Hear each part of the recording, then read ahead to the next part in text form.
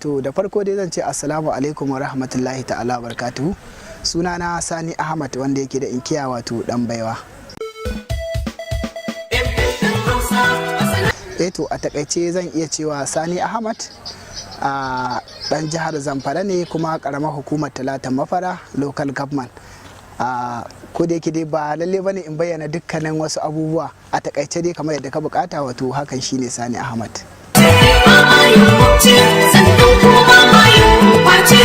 To Sani Ahmad dai komai da ruwanka ne, duk abin da ya shafi harkar Kannywood to muna ciki. Zaka ga mu mawaki ne, dan harkar fina-finai ne, makaɗi ne, komai dai da ka sani muna taɓa.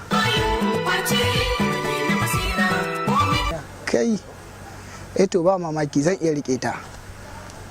Waƙar da na fara yi ita ce a duniya ba zan taɓa manta ba, kasida ta annabi Muhammad sallallahu alaihi wasallam, inda nake cewa annabu mai gida manzo da hamadu garar bayi, na yi tawassali zulmi kidara a karɓa kukana.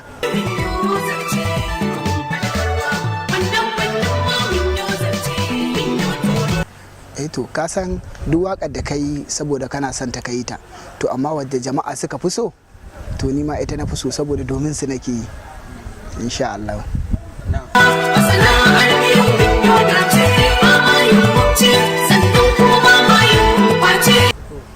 To ka san duk abubuwa ne da suka shafi ci gaba a wannan masana'anta, to duk wanda ya taso a wannan bagirin yana da burin ya zama wani abu a ciki.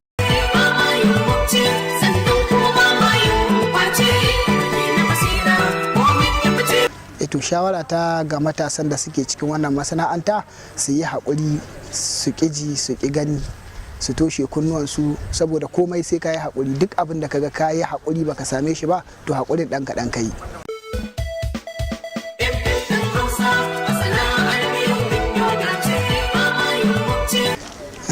To alhamdulillahi nasarori an same su ta hanyoyi daban-daban, tunda duk mutanen da muke mu'amala da su a baya zuwa yanzu su kansu sun san cewa ana samun canji. To abubuwa ne waɗanda ma ba su